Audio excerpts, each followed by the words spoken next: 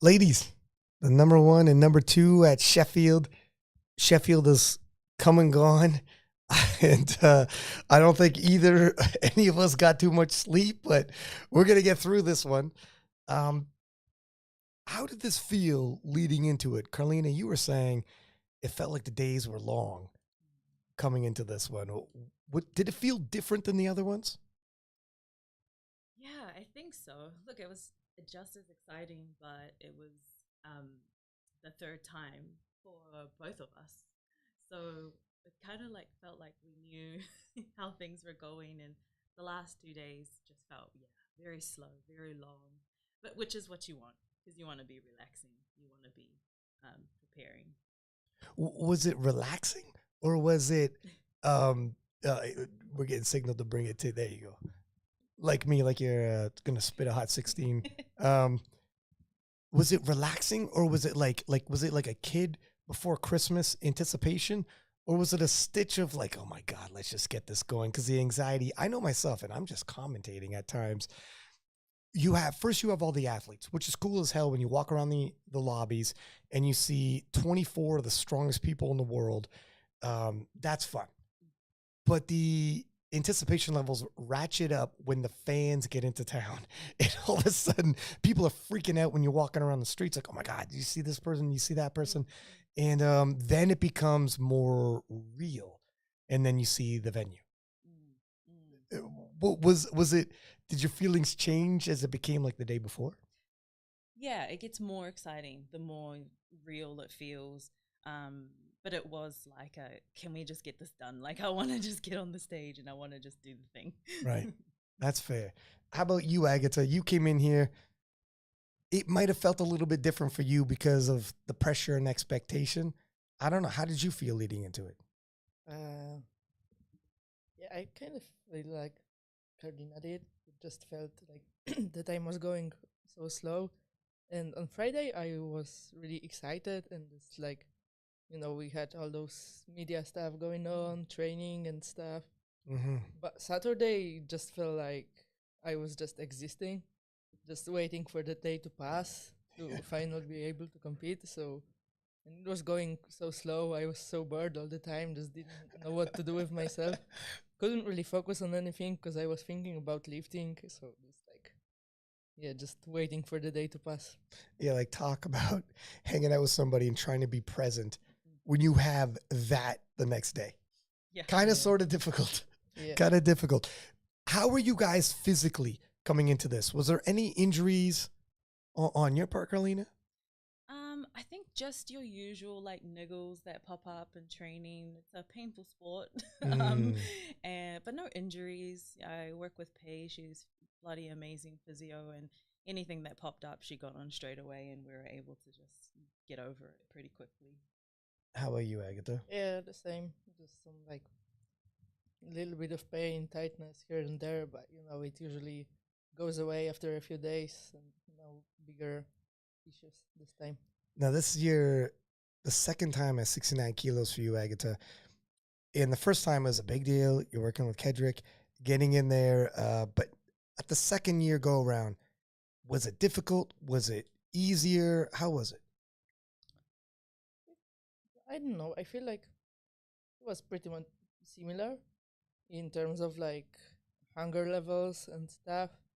But maybe I was just more used to the process this time around since I was doing it for the second time. So it just felt a little bit smoother. I finished cutting at a month out. I was already at like 69.8 in December.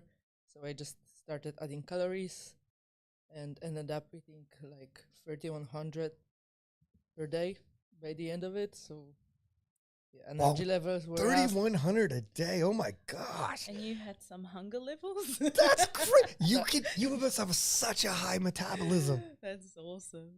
Yeah. It wasn't that bad. You really are, you are so unique a person. Yeah. Well, I thought I was doing good getting back up to 2,100. I was like, I'm so good. When Sheffield was over, and we'll jump back to the beginning, but she was walking down the street in shorts, rocking like a full pizza, eating them and only Agatha. And that's exactly how I picture Agatha. And you had a beer in your hand and the meet and greet. I'm like, this is Agatha. Nice. She's living up big time. So when you guys were at the venue, it's kind of like, it's weird because you guys are seasoned veterans. We're year 3 here at Sheffield, but we have newcomers to the mix, like Russ, Perk, big name guys who've been in some big battles. But we had new people there, Megan Scanlon on the women's side. How was the vibe with you guys and all the other athletes in the warm-ups and in the weigh-ins? Did you guys notice because there were some newcomers? I'll throw it to you first, Carlene.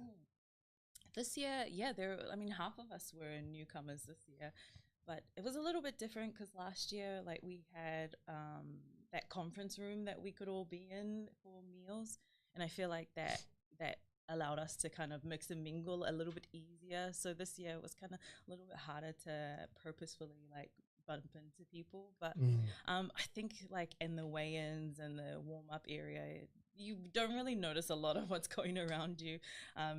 It was nice to, like, look across and see Megan warming up. That was really cool.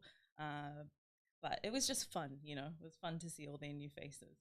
Was it different for you not having a 76 there? I didn't have one last year. Oh, that's right. Yeah, that's right. Yeah, so it wasn't. Yeah, it's kind of nice to just, like, be in your own lane. Yeah. Yeah, and you're like, you're just chasing history, looking for the record. It's a little easier to focus. Yeah. Fair enough. How about you, Agatha? Now, while you didn't have, while you were kind of on your own in certain senses, there was a lot of talk between you and, well, not between you and Amanda Lawrence, of you and Amanda Lawrence. And I'm not sure, was this on your mind? Because it was definitely the talk around the hotel. It was conversation on the podcast. It was conversation on the commentary even.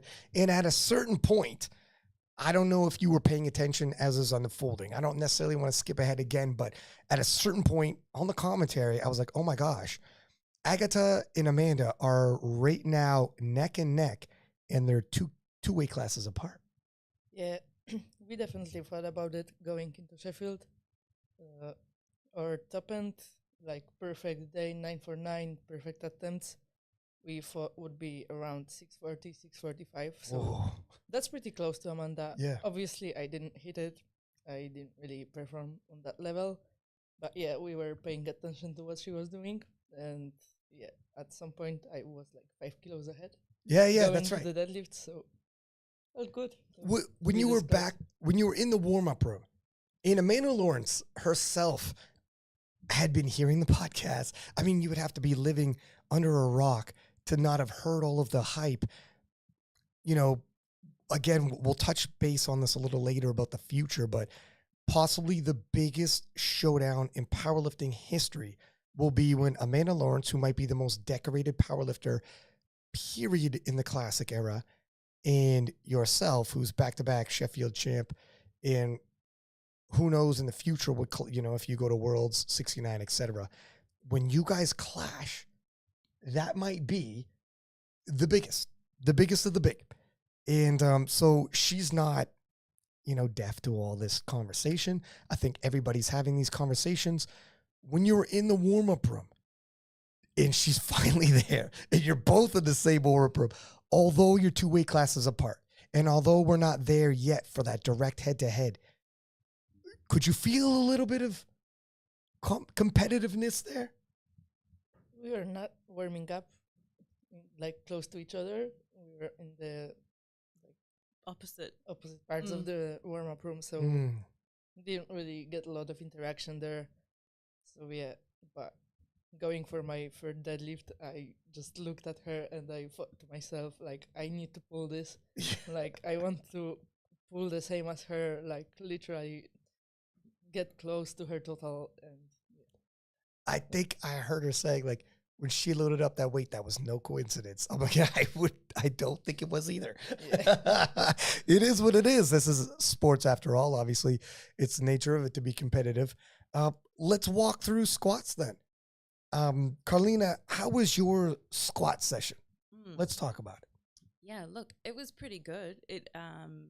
wasn't exactly what we wanted, but I think given where we've come from the last competition at Worlds, it was definitely, you know, what I know that I'm capable of. So it felt good. My second was 2:31, and I fell forward. Like, I've got quite sore calves today because I was like squatting on my toes for that one. And I think that sort of just emptied my tank for that 2:36. But look, pretty happy with that. And how's the crowd when you're out there? Oh, insane. I feel like it just gets louder and louder every year. I don't know if they can measure that somehow, but it felt, yeah, really insane. It's going to be crazy so the next Sheffield is going to be the same venue. And that'll be, I think, January. I have to double check here. And then later on in November, same year, 2026, will be another Sheffield in a different venue. Oh, so that's 2026 is when it's in the two in 1 year. Hopefully I'm not breaking news. I'm not supposed to. No, I know it is. But this is rumored. Yeah. This is rumored. This is just me rumoring.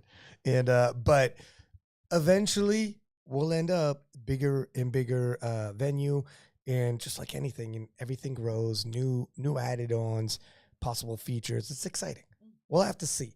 And you know, I'm not sure what is confirmed and what's not, but things are obviously, I mean, we've all heard before that eventually we'll get bigger. The venue will get bigger, and things will be added on. And what exactly that looks like, we don't know, but it's exciting. So the more, you know, after a few years, you get used to a certain feel, boom, you get bigger and things change. And so, yeah, it's kind of cool having some repeat people coming back and be like, this is my third year, you know, and seeing sometimes the roster changes a little bit. Agatha, how about your squats? How did that go for you? It was actually surprising because that was like probably the strongest my squats have ever felt in comp. That 2-ton was really comfortable. I think I could have gotten to 12.5. Could probably, like, you know, it would be a 50-50. Maybe I would have grinded it, maybe I would have failed. So 2-10 was like a great goal, but it moved really well, and that was surprising because squats didn't feel that good in prep. There were some days where it felt better. A lot of days just felt really off and really hard. So I was not expecting to end up this strong on squats. And how about you? What was your impression of the crowd? Was it just like you liked it? Did you shut off? Do you shut off when you go out there, or do you take in the crowd and it amps you up? I actually realized going for my first deadlift that I completely did not hear the crowd this year, not because they were quiet, but for some reason I just didn't really notice it. I don't know. Last year I could hear all the screams and really soak that in, but I don't know, just kind of didn't notice it this year. There is like literally a tunnel vision sometimes. When humans go under severe duress, you could be almost anywhere. So much can be happening all around you, and you could tunnel in on the task at hand, and everything else falls into the back. It's remarkable. It's like something that as humans we have the ability to, I gotta tell you, you're a doctor. Who knows, right? But yeah, so squats went well. And are you guys at this point paying attention to the other lifters and seeing what's going on, or are you just focusing on the task at hand? I was getting a lot of feedback this time from my coach, not whereas I usually wouldn't get a lot of feedback about where people were. So I was via him paying more attention than usual. Look, it turned out to be a bloodbath for everyone except Agatha and slightly myself. And so it was just, he just kept feeding back to me, you know, there were these misses, and so we've got to show up. And so that was the goal, show up. And when you miss, did you get, because you've been around the block, and some people, if you're at a massive event like this and you miss, it might rattle them. Oh my God, we're not to plan. We're not the script. What does this mean? Now, obviously we know how it ended up for you, but at that point in time, what are you telling yourself? Were you thinking, I got a shot at podium, or, oh my gosh, we're on plan, we're off plan? What were your thoughts at that point? Yeah, well, I mean, my coach had told me that we still have a chance at podium, and you know, but I'd literally have to make all my lifts, and the decisions that he made after that just were perfect, and it ended up where we were in the end. So No, after squats, I was feeling extremely positive. I was feeling very, very happy and like really like this might happen. I might end up Oh, on the yeah. podium. Yeah, because you still got a world record, and the added kilos would be icing on the cake, so to speak, but not a make or break. Yeah, yeah. How about yourself, Agatha? Are you paying attention to the other lifters at this point? Yeah, I always do. Yeah. We always just stand with my coach and analyze all the other lifters' attempts, and but to be honest, when people started missing, we kind of knew that there wasn't really anyone who could get close. Going into deadlifts, especially, it was just clear that just too many people missed too many attempts. Was that a surprise to you guys? The amount of misses? Yeah, honestly, last year was much better on Yeah. the women's side. I don't know what happened this year. I feel like the first Sheffield, a lot of people missed attempts because they were too ambitious. And it felt like people just kind of learned their lesson last year and started taking better attempt selection. But it just kind of got screwed again this year. Yeah. When maybe like the last 3 weeks beforehand, we were feeling that the playing field was going to be more level this year for the women. And in some ways it was. It was level in the way that a lot of people, had their probably worst days. And I don't think I had my worst day. I think I had an okay day, but that was enough. Yeah. Well, I mean, we say okay day, like you guys are breaking world records and, things we hadn't seen in your weight classes before, but that's sports. You can't script it. That's live sports the way it shakes out. And sometimes it makes a battle, it makes it even tighter. It makes it more intriguing. It makes it, hard to predict isn't the worst thing in live sports for sure. But it's not always a sea of green. You're going to see some adversity come. How did bench press, maybe I'll throw it to Agatha first if we're talking about bench press. How did bench press feel for you, Agatha? So going off squats, I thought I would have an amazing day because squats felt so strong, but just didn't feel the same on bench. I don't know, something just fell off. Maybe it's because of the pad on this like older Ilico, because I train on a bench that has a softer pad at my gym because it's more similar to the new Ilico model. So maybe that's just why. But yeah, something felt off on bench, and I didn't hit the numbers that we wanted because, like, obviously, I've hit 160 at girl power, and we were kind of hoping to at least repeat that or add another 1 or 2 kilos. And I ended up hitting a pretty heavy 158, so just didn't feel that great. And I mean, you set the bar so high for bench press, like you're smashing world records. You're forever at world records, but for you, it's not enough because you have that even higher standard for yourself. Yeah. How about you, Carlina? Bench, the goal was like 132, but the way that it was looking, it didn't look like we would have to do that, and so it was very much like take a low risk approach to it. Brought the bench down and got all 3. They all felt hard, so it was they were appropriate numbers. No PV on there, but I feel like this whole competition for me has just been about bringing all my best lifts to the same one competition so far, and that worked out for me. And you know what? To an extent, you ladies essentially, embodied the take what's there on the day. You have to call audibles. In terms of personal bests or whatever plans you had, that's fine, but you're probably going to end up on the podium or the position you're looking for if you're willing to stray from that original game plan and call those audibles and get the most out of yourself on that day. But so deadlifts is really where that final deadlift from you. Let's talk about the deadlifts. Going into the deadlifts, did you realize the position you might end up in? How were you feeling come the deadlifts? Yeah, 100%. Like we knew that getting all 3 deadlifts meant, well, getting the second deadlift meant the world record, and getting the third deadlift meant a podium spot, second or third. And so I was feeling really happy. I was feeling really positive, enjoying myself. Just a lot of like positive thoughts going, trying to convince my body that it's not sore and tired. And it kind of, it worked for as long as I needed it to work. And yeah, I was just in a really good spot. Yeah.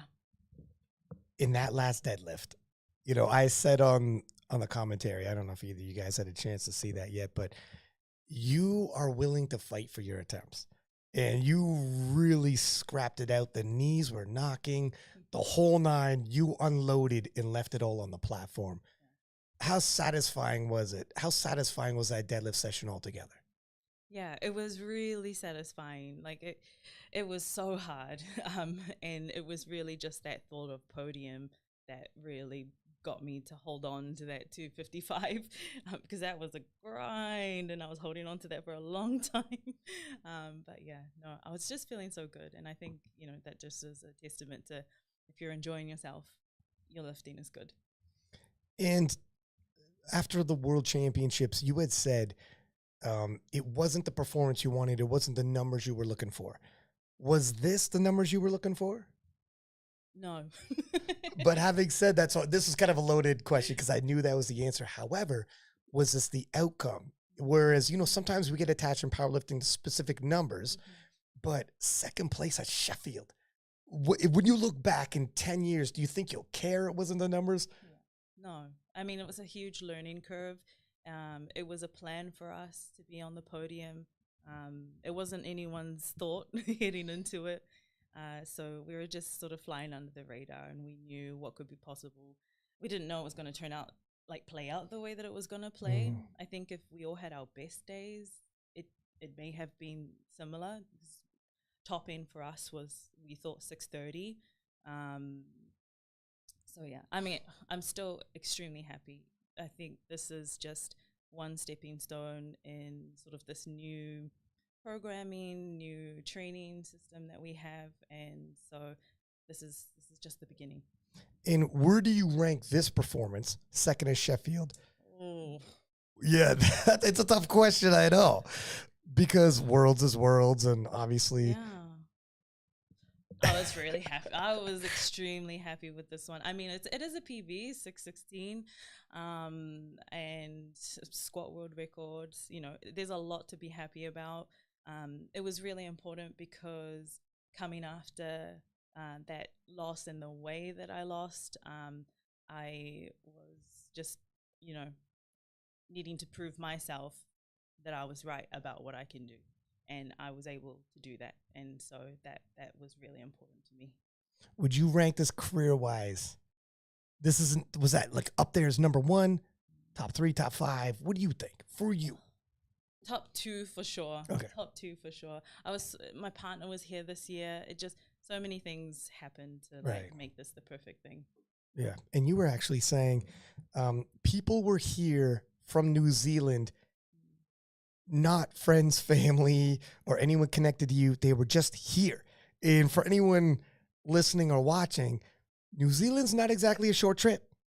That's kind of cool that we're there in powerlifting. Crazy cool. And it was just so awesome to see them. They came down to the VIP, the meet and greet, and it was just so nice to see people from home. Yeah. The fact that they came all that way just to watch us. That's the wildest. And Agatha, so let's talk about deadlifts for yourself. We talked a little bit before we started recording, but what was your plan going in, and did your plan change as deadlifts unfolded? So the plan was obviously to secure the win. So we were like, okay, so let's take the world record on the first attempt, then load something to secure the win, and then if we're secure and no one's like coming close, we can just load something crazy for the third one, just have fun with it. So coming off the platform after my third pull, I was just really upset. Like, I feel like you could tell that I was mad and not happy at all.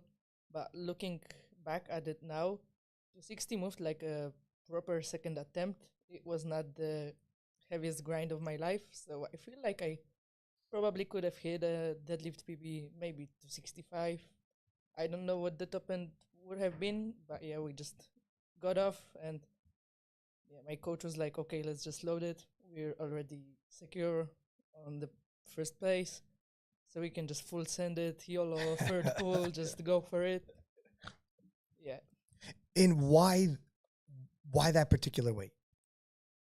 Because we just wanted to hit over the 84 kilo deadlift world record. And so, yeah, you could have took a lighter weight and maybe you would have gotten it.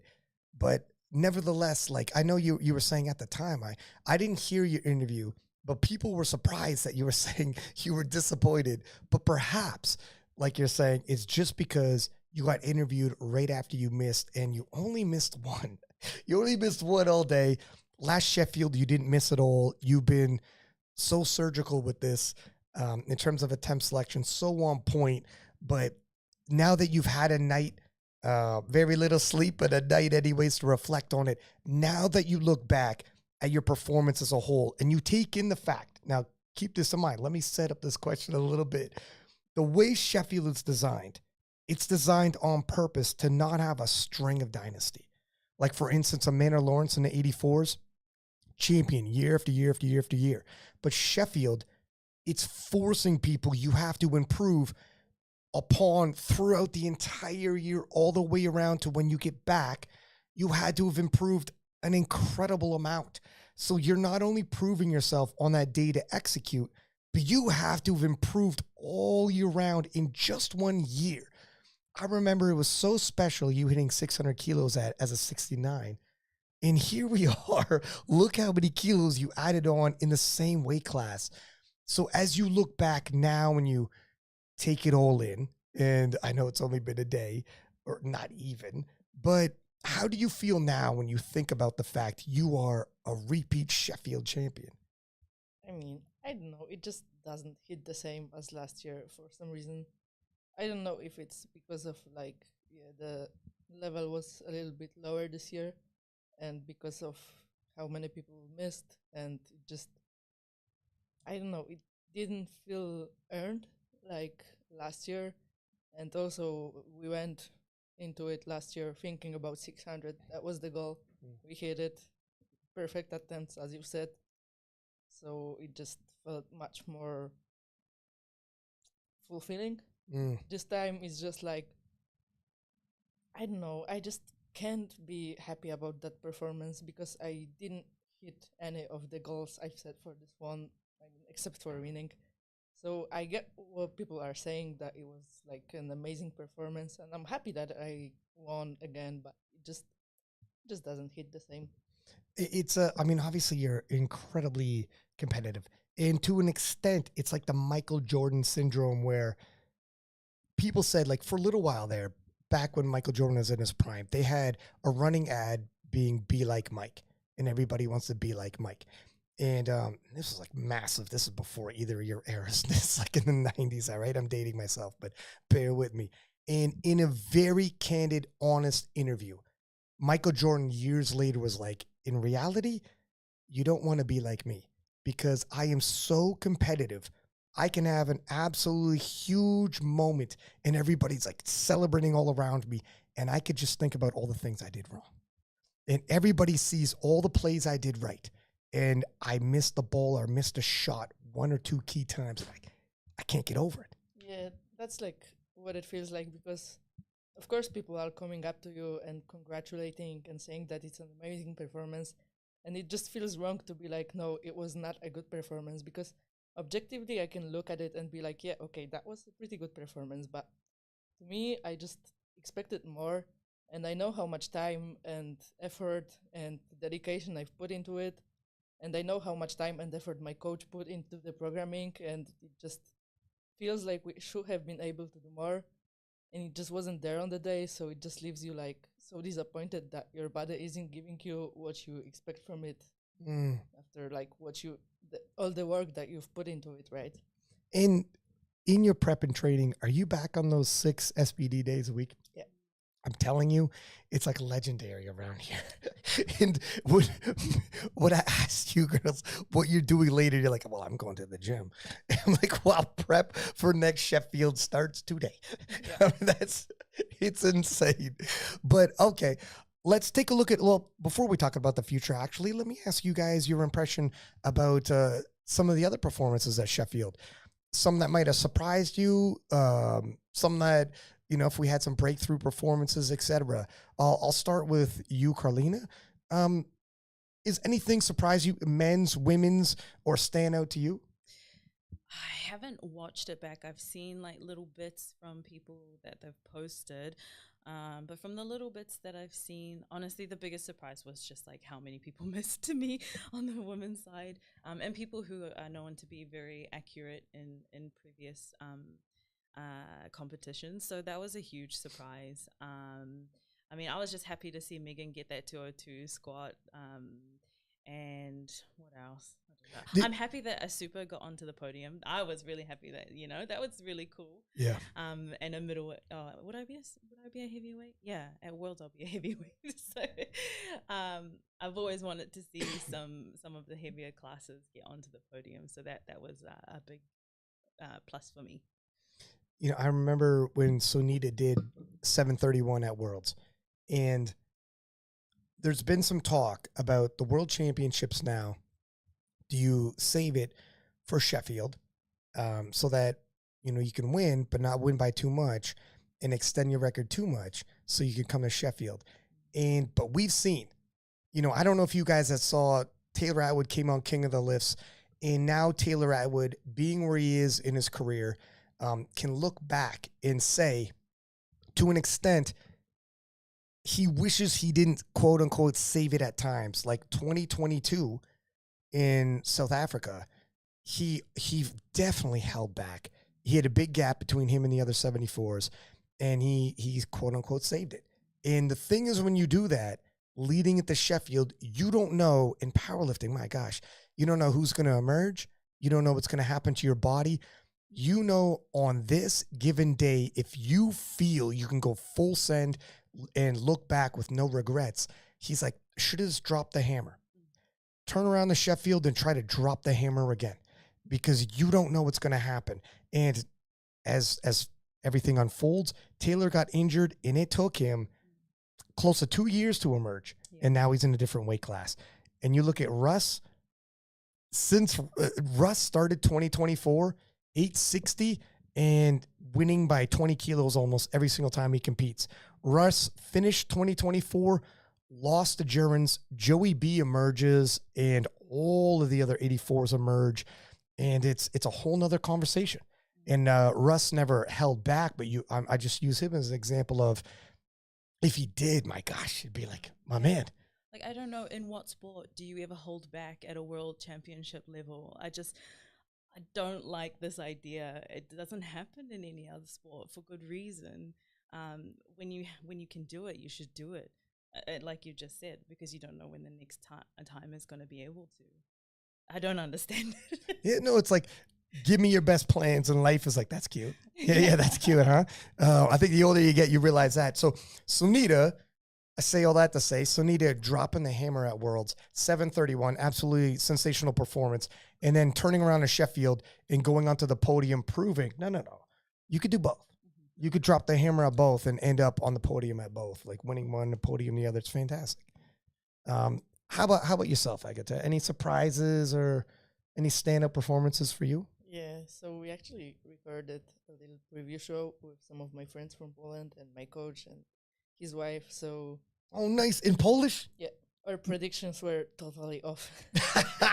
Now you know how it feels. Yeah, this entire competition was just so unpredictable, and that's why we love Sheffield, right? It's just so unpredictable.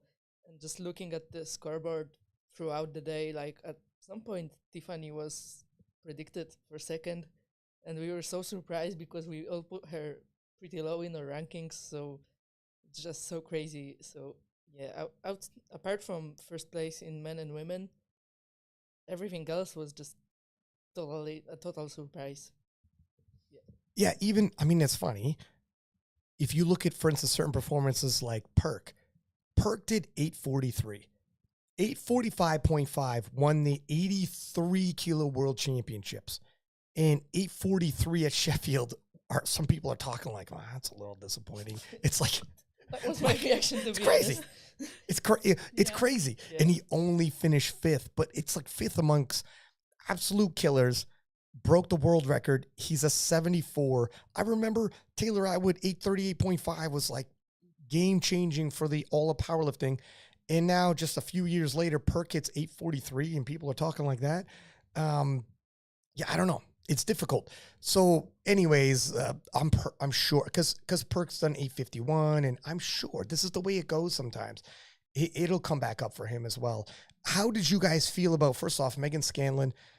You had a young upstart like Alba coming, and Megan had told me, I think Alba's the future.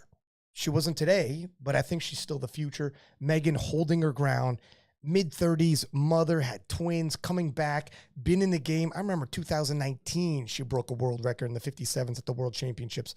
2025, here she still is. Performances like that. Did you guys did you get to see that, or? I didn't see it, but I saw her coach has posted her lift. So I've seen those posts, and look, she's incredibly inspiring. You know, as you say, she's a mother of two. She's a working woman. She's been around for a long time. And so like her and Shell, you know, if they can do it with the lives that they have, I'm like, what's my excuse? I don't have one. Wow. How about you? Did you have a chance to check out the Battle of 63s? Anything there shock you? I didn't really see that much of it yet, but I feel like it was a little bit disappointing with how much we were expecting from them. It wasn't as close of a battle, I feel like. And yeah, you know, people were predicting them to hit like 570, 580 maybe. So just like, yeah. How about Russ? Now here's the story. Look at. Let me get you guys' opinion on this, and I'll ask Russ. I talked to him. We might get him on a live podcast, depending on scheduling wise. I literally ask him at like 4:00 in the morning. So we'll see. If we don't get him live, I'll get him when we all go back to North America. But Russ at World, he returns to the IPF, loses at the World Championships. I say lose in quotation. He got a silver medal. I mean, for most people, that's a crazy lifetime achievement. But for Russ, anyways, he'll take it as an L. Comes back at Sheffield, the biggest platform in our sport, most hyped event, the biggest rematch we can remember in a long time is Russ versus Jurens. This is extremely high drama. And then you have the new wave in Ade Omasakin, Russ in his 30s, Jurens in his mid-30s, and Ade, who's, you know, a couple of years removed from the juniors. So he's the new wave, if you will, sprinkled into there. And with everybody watching and everybody talking about after Worlds, Russ can't meet standards. Russ in a head-to-head now. I mean, he was eating food when he had 20-kilo advantage. Now that's gone. How will this work out? And a lot of talk about that. And to a large extent, I mean, Russ went 3 for 3 on squat and won a relatively dominating performance and reasserted himself as the number 183 because he's got the number one total now in that weight class. So I was thinking, if I was Russ, you regain that position, leave on that note, move up to 93, and leave on that high. Now, I had mentioned that to some people at the meet and greet, and like, but if he leaves, because other people are coming, like Joey B from the U.S., and they're going to end up pushing that out from 870 to higher and higher. That's always going to happen in this sport, though. If you stick around for the next guy, the next girl, you're never going to leave. It'll never get sweeter than it is right now. You said all you could say at this weight class. If it's getting more and more difficult, go as a 93. So I was going to ask you guys, if you were managing Russ, first off, your impressions of that, your impressions of the scrutiny he was under, because so many people follow Russ. And when he finally lost, they attacked him like a pack of wolves online, like he's cooked, he's done. So my God, this redemption must feel super good for Russ. But also, what would you do if you were Russ's shoes? I'll throw it to you first, Carlina. It is a hard one because like Sheffield is amazing, and now having experienced the podium, like it's a really indescribable feeling. But those world titles mean a lot to us, and I guess he's got one, right? He's got 2. Oh, he's got 2. Yeah. Oh, okay. Oh, it's yeah. Like you said, new people come and it's hard to leave. But we say things. We say we're ready to move on, but that world title, it's just like too shiny. Mm. It's very hard. It's very hard. I don't know. Is it a hard cut? I think it is. Okay. I think it is. It definitely impacts his numbers. When he just, for a brief period, he was 90 kilos, and his everything shot up in the gym. Everything was shot way up. But yeah, 2 world titles. He took the world record back. Yep. Yep. Yeah, eat, young man. What do you think, Agatha? I don't know how for me to put myself in his shoes, because I don't stick to one weight class. Yeah, That's a fact. Go from weight class to weight class based on how I feel. So I don't know, but he should probably move up. I mean, he's never. He did once in South Korea, but that was outside the IPF, and do it inside the IPF. And if he can add another world title, or at least make a run at it, it'd be a hell of a story. And see how strong you could be before you pack it in. The 93s are like really hot right now. So Oh yeah, he could just set for himself a new challenge to beat someone new and just go for it. yeah, new scenery. Yeah. And before there's got to be something to powerlifters that before you leave, to just see how strong you could be if you didn't cut at all and you're as big and strong as possible. Let me just see how strong I could be. No water cuts, no weight cuts. How strong could I be if the goal is be as big and strong a human being as possible? What does that look like for me? Just at least one run for it. Now, having said that, Agatha, we talked about weight classes. I thought we had a plan, but you were talking crazy last night. So, what does the future look like? You're going to give Kedrick a heart attack, because I'll let you say it first, and I'm going to ask Kedrick, is this really? He's like, I don't know. You're giving him anxiety. So, what are your thoughts right now? You've had half a sleep on it. What are you thinking for the future? Yeah, so I guess we're not gonna be able to keep that one a secret then. Oh, did you want to keep it a secret? Yeah. Did you? Okay, you don't have to say it. We can leave it at that. But I don't know if it even will be possible, because so the plan was to like go down to around 65 kilos for the World Games. At first, that was the goal, and then I just started like talking to some people and thinking about it more, and I was like, okay, if I'm gonna cut down to 65, I might just as well try going down to 63 just to get the world records. And I found the perfect meet to do it at. It's Euro Muscle Show. It's in July between Worlds and the World Games. It's a GLP based comp, so if I don't make weight, nothing happens. I can still compete. It's not a high stakes meet because it's a junior only competition, so really nothing to lose and possibly a lot to gain. But I've learned last night that it's not for certain that IPF will be there this year. So I don't know if it will be possible, but if the competition happens, I'm gonna try to cut down to the 63 squared. But would you so my concern off the top would be, would you lose muscle mass? Because if the overall goal, you could see a pathway where you could potentially make another go around back to Sheffield.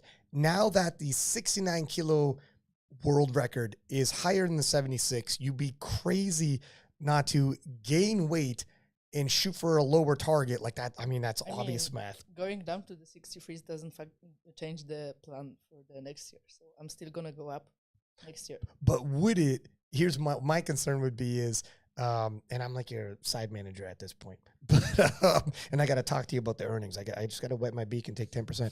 If you're going to take care of the taxes, then I can hire you.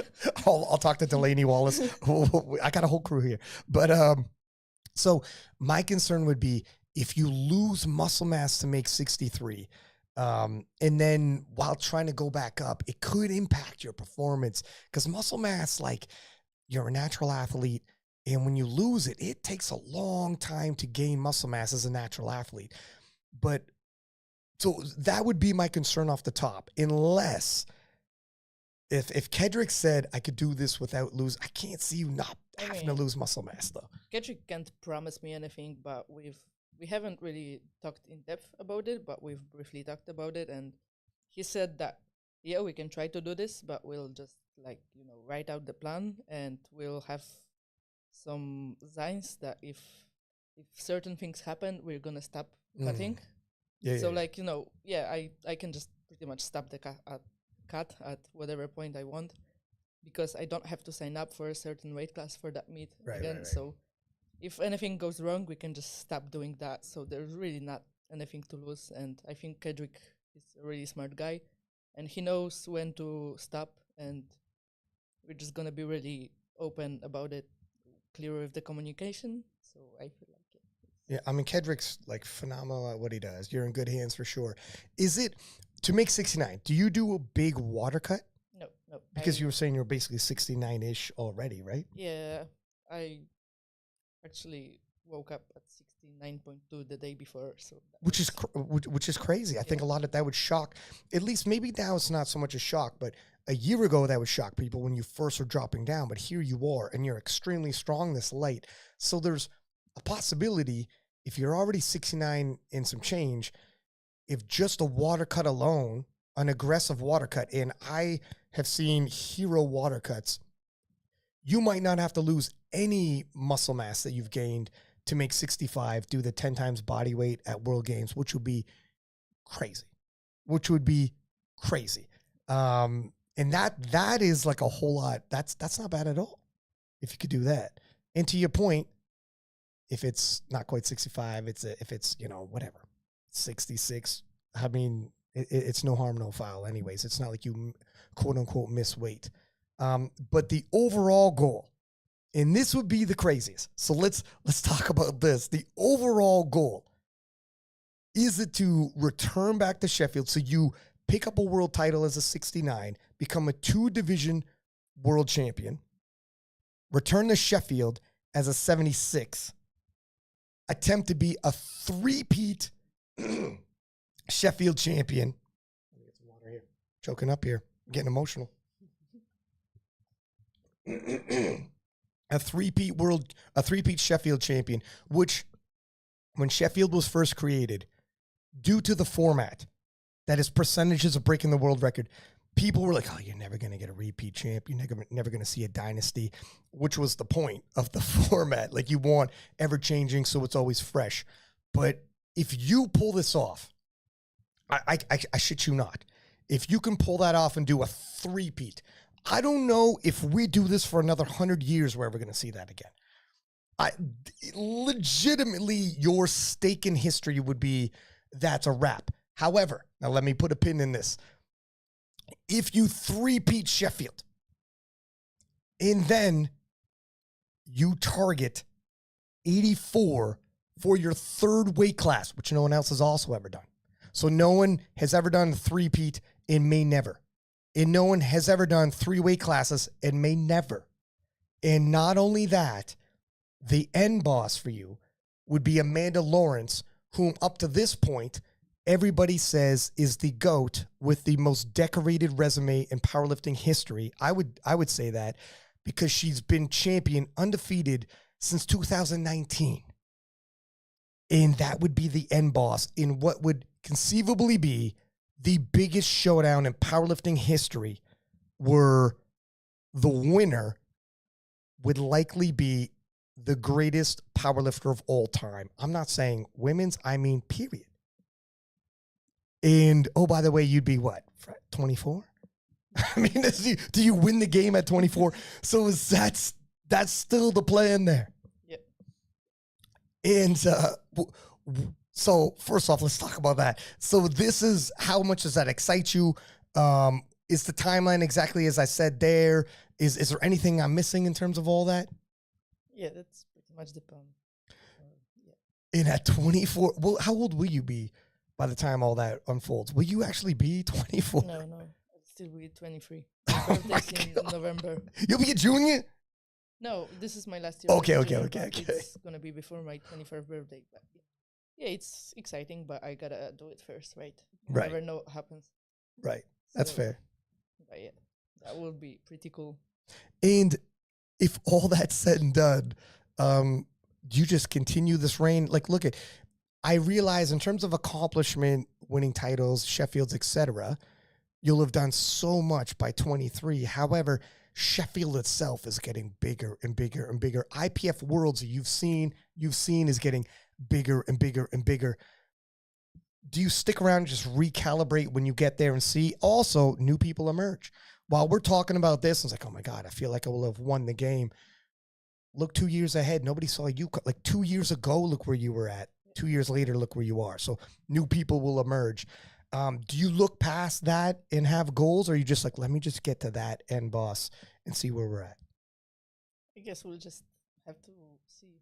That's the plan for now, but yeah, you never know what happens. As you've said, new people emerge, so we're keeping an eye on all the upcoming stars and seeing what they're doing. So you just gotta stick around to the plan and see. And I was talking to Brian Scanlon, Megan's husband, and he was like, when we were in the back, I get to, I don't know, maybe he said, I get to like was warming up and sprinted from one side to the other. And it was like 1 second. It was literally like boom, boom. He's like, oh my God, she can run too? Like what can she not do? And by the way, there was 2 walls in between those 2 distances and she went through it. But are you going to stick with powerlifting all the way out? Do you think you might get bored with powerlifting, or is this it? We're actually prepping for the 2028 Olympics. Are you serious? Oh, I would have believed you. What? I would have, and if you would have told me in any sport, I'd be like, yeah, no, I could And probably, sprinting. yeah, 100 meter. in like something random like javelin. I'd be like, probably. I wanted to do sprinting as a child, but everyone just told me that I'm too short, and they're probably right. We'll take you. Hey, look at powerlifting. No, listen, let's not talk around. Hey, we'll take you. We need you right now. Yeah. But yeah, so but for real, have you ever thought about, because you're so young and your athletic prime, I mean, like these day and age, you could go right up into your mid-30s in a lot of sports. Have you ever thought about pursuing other things, or are you thinking, no, I found what I'm special at? Because the risk would be, obviously, while another sport would be fun, interesting, you are the best in the world at what you do. Yeah. To leave the best in the world at what you do is, I don't know, it's a risk, right? Yeah, I'm not thinking about trying new sports at all. I love powerlifting, and yeah, I think I'm pretty good at it. So yeah, I just wouldn't want to risk Good. that. Okay, good. Anybody starts talking funny to you like that and jumping in your DMs to recruit you, let me know. We'll set it straight. Carlina, how about yourself? You had said previously, you see yourself as a lifetime 76. What do you see for yourself in the future? Obviously, World Games looms, possible other Sheffields. Well, actually, last night we spoke about it, and I'm moving to Poland, and I'm just gonna live with Agatha. And I'm gonna be a I'm full-time powerlifter. SBD and 6 days a week, 6 days a week. Right. No, but yeah, definitely like 76. Look, I think I made this plan to go up to 84, thinking I would like win a second world title, close that chapter, move on to 84s, but that didn't happen. So I'm not moving on. I'm sticking with 76 this year. Me and my coach have made like adjustments and reflected, and we the Sheffield prep was the first sort of run of this program, and I think it's really exciting to see how well that was working. Hopefully now, after a decent paycheck, maybe I can squat and deadlift 3 times a week. Maybe that would be great. Yeah, no kidding. Instead of 2. And then we'll see how far the total goes then. But yeah, I'm 76 at Worlds, 76 at World Games. I want to push that world record. I want to come back to Sheffield. We just keep going. Yeah. I mean, old rivals of yours, Jessica Bittner's gone. Agatha's obviously, she's got ambitions to jump around and like, different pathways. And like as a fan, it's nice to have a mainstay where it's like, I'm sticking. Don't worry. I'm sticking. Whoever wants to come, it's all good. We'll have our showdowns. If someone else emerges, that's fine. We'll have our showdowns, but count on me. I'll be here 76. God willing, I'll be at Worlds. I'll be at Sheffield again, and whatever happens, happens for everybody else. Yeah, it's you know, I like both. You know, I like both are exciting. We need both. Yeah. I mean, Agatha's insane. Like not like you are insane, but Wow. but actually, you have to be a little bit insane to think about cutting to 6 63. SBD days a week as well, right? Though, but anyways.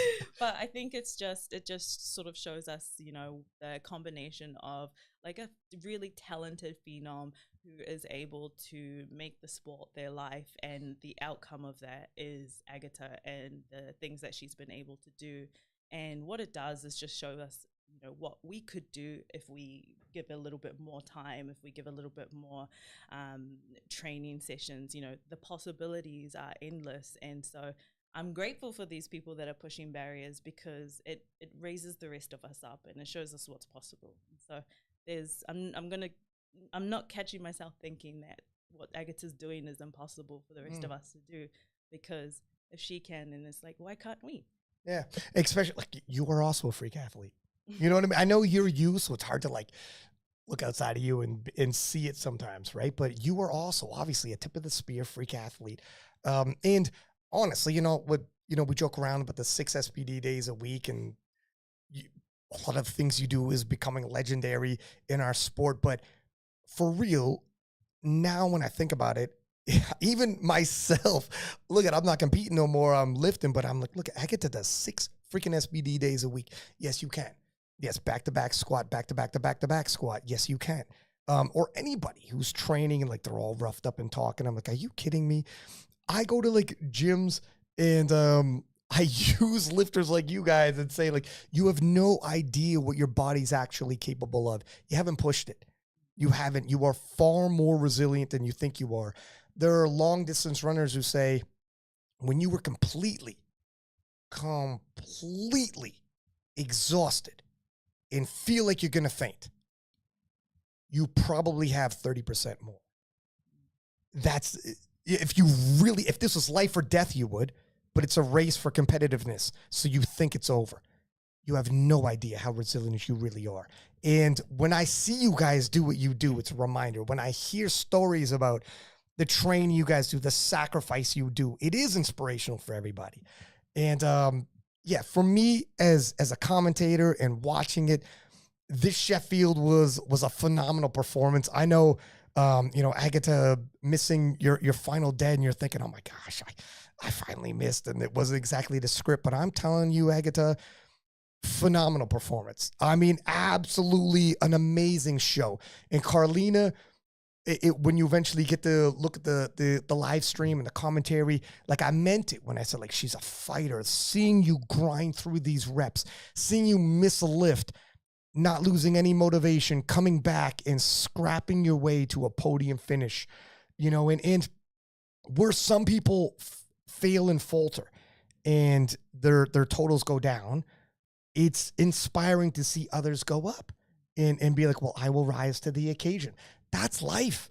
You know, that's why sports is like a life story in a microcosm. You see it play out over 3 hours, and it's a beautiful thing. And yeah, yesterday was special. Like all the Sheffields are special, and I'm so happy to be a part of it. I don't take it for granted, and hopefully I can't wait to see you guys at Worlds. See you guys. Hopefully I'm at World Games. We're still not sure who's going to be the commentators yet. They might use their own commentators, which I think will be a mistake. Yeah, good luck. Good luck. They don't know you guys or whatever the sport like we know it. That's a whole nother conversation. Don't get me going. But and then yeah, the future Sheffields, etc. The future's bright. So, anyways, ladies, I know none of us have slept. We got a banquet tonight, so God knows how much we're going to sleep tonight. But it is what it is. So thank you guys for coming.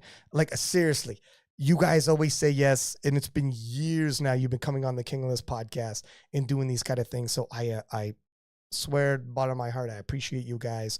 We'll break bread tonight. cheers over some cocktails and relive some war stories. And everybody tuning in, I hope you like it. Stay tuned. We'll have the men and possibly a special guest later on if we could secure it. I mean, some of these are super last minute, like 4 o'clock in the morning requests, and we're trying to hunt people down. It's tough, but we're doing our best. So I appreciate you guys tuning in. And until that's 2 o'clock local time in the UK, Sheffield. Until then.